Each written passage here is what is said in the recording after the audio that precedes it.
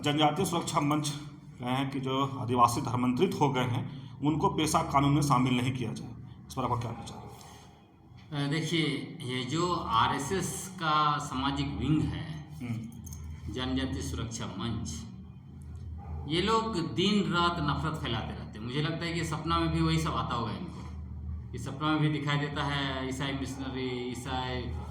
उसके वाला आप खुद देखिए ना कि इनका जो पिछला 5-10 साल का या इनका जीवन का खोजिए, इन्होंने जीवन में क्या उपलब्धि किया है। आदिवासी अगर ये जिनकी बात करते हैं, हमारे सरना भाई बहन जिनका सबसे ज़्यादा ज़मीन चला गया है, कितना ज़मीन वापसी के लिए उन्होंने प्रयास किया, कितने लोगों का ज़मीन वापस करवाया। तो ये लोग का ऐसा ही चलता रहता है, उसमें कुछ बड़ी बात है नहीं। अभी बोल रहे हैं कि जो धर्मांतरित हो गए हैं आदिवासी, उनको जाति प्रमाण पत्र नहीं बनना चाहिए और मुख्य सचिव को चिट्ठी दिए हैं। ये इनका चलते रहता है। उसके अलावा इन्होंने ये भी कहा है कि पेशा कानून जो है उसके अंदर अगर उनको डाला गया, उसको बाहर नहीं किया गया, तो हम लोग आंदोलन करेंगे। हाँ, दिल्ली जाने की बात की है। देखिए, इसका मूल क्या है? इसके मूल में है झारखंड पंचायत राज अधिनियम 2001। अब ये जो झारखंड पंचायत राज अधिनियम जो है 2001, इसको झारखंड के शेड्यूल एरिया में पूरा का पूरा पंचायत को एक्सटेंड कर दिया गया है। और इसको करना क्या चाहिए था? पंचायत के उपबंध को अनुसूचित क्षेत्र में विस्तार करने के लिए संविधान के अनुच्छेद 243 M-4B, उसके तहत सिर्फ और सिर्फ संसद को अधिकार है, विधानमंडल को अधिकार नहीं है।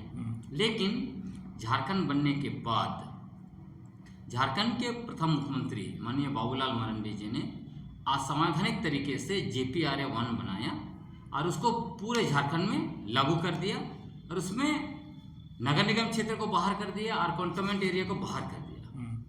अब क्या हो रहा है? अभी 24 साल के बाद वही जो असंवैधानिक कार्य जिसको भाजपा सरकार ने शुरू किया माननीय बाबूलाल मरांडी जी के नेतृत्व में, अभी तक जारी है।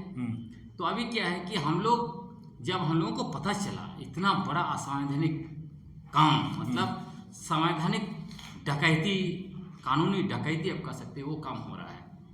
और ये कानूनी डकैती कौन कर रहे हैं? वही मैं कह रहा हूँ, बाबूलाल मरांडी जी के नेतृत्व में जो शुरू हुआ, अभी जब पता चला, इसका हम लोग खुलासा कर रहे हैं, तो खलबली मच गई है।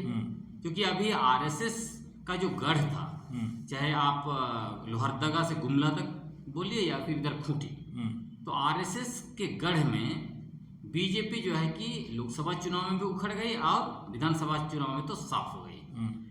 और उसके बाद अभी इनको लग रहा है कि जिस तरह से ये असंवैधानिक काम को इन्होंने किया है, शुरू किया और वो अभी तक जारी है, यह जब जन जन तक पहुंचेगा तो बीजेपी को अगला 10 से 15 साल मतलब झारखंड में आने का कोई असर दिखता नहीं है। तो इसीलिए ये लोग सोच रहे हैं कि अगर अभी हमने सरना ऐसा नहीं किया, तब हमारे पास और कोई मुद्दा नहीं बनता है, कोई मुद्दा नहीं बचता है।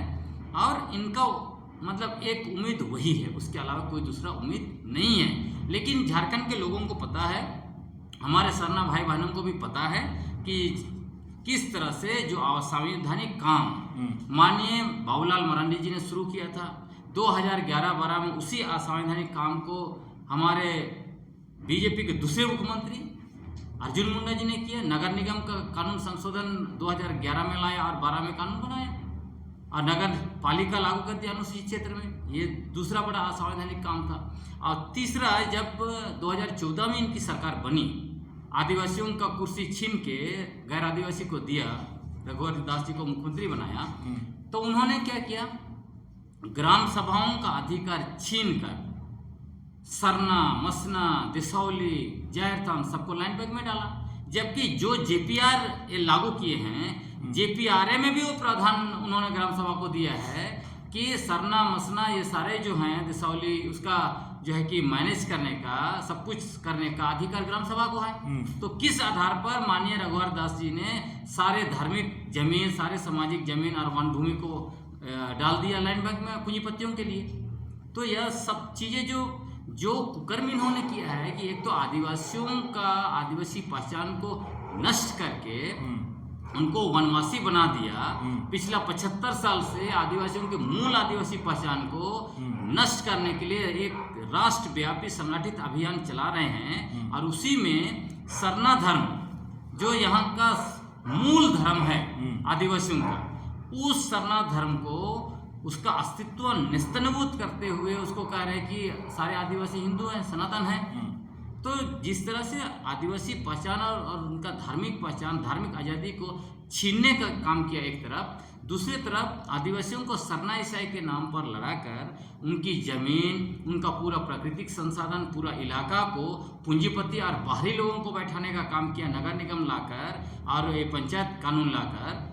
तो ये सारे चीज़ों को यहाँ के झारखंड के आदिवासी लोग जानते हैं, हमारे सारे सरना भाई बहन जानते हैं। तो इसलिए अनुसूचित ये जनजातीय सुरक्षा मंच के लोग जितना भी उछल कूद कर ले उससे कुछ होने वाला नहीं है। सच्चाई को ये लोग ढांक नहीं सकते हैं, सच्चाई सामने आ चुकी है। और आपने देखा ही होगा पिछला साल क्या बोला था इन्होंने, हम जाके मोराबादी में 1 लाख लोग को लेके आएंगे, आए कितना 10,000 से भी कम। फिर उन्होंने कहा कि हम जाएंगे दिल्ली, 5 लाख लोगों को लेके चले जाएंगे। आज तक ये रास्ते में ही है, पहुंच नहीं रहे हैं दिल्ली, है ना। तो इनकी सरकार 10 साल से दिल्ली में चल रही है, क्यों नहीं संशोधन करवा देते, क्यों नहीं डीलिस्टिंग करा देते हैं। मतलब इनको पढ़ना चाहिए, संविधान आदेश 1950 से इनको पढ़ना चाहिए, इनको संविधान पढ़ना चाहिए। क्योंकि ये लोग ना इनको संविधान का ज्ञान है ना कानून की जानकारी है। तो जो आरएसएस हेडक्वार्टर से इनको आदेश मिलता है तो आके भोंकते रहते हैं। और अगर जमीन पर खोजिए ना इन लोगों की जमीनी हकीकत क्या है, उनके गाँव जाइए, गाँव में जाके पूछिए लोगों से, तब आपको लोग बता देंगे कि ये लोग कौन लोग हैं, इनका मकसद क्या है, क्या करते हैं। तो इनका चलते रहते हैं, इससे समाज में कुछ नहीं होना है। लेकिन मुझे लगता है कि ये जो नफरत, जिस तरह से झूठ, नफरत और जो है कि वैमनस्य समाज में फैलाते रहते हैं, यह बहुत गलत है, यह संविधान के खिलाफ है। ये लोग संविधान को नहीं मानने वाले ग्रुप है, आपको पता ही है। अभी शंकराचार्य ने क्या कहा, उन्होंने कहा कि मनुस्मृति ही असली संविधान है, उसी में सब कुछ है। तो ये लोग जितने भी हैं जनजातीय सुरक्षा मंच वाले, वो तो जाति व्यवस्था में घुसने के लिए आतुर है। तो वो तो वही मनुस्मृति वाले हैं। देखिए अंतर यह है कि हम लोग संविधान वाले हैं और वो मनुस्मृति वाले हैं, और देश में मूल लड़ाई यही है।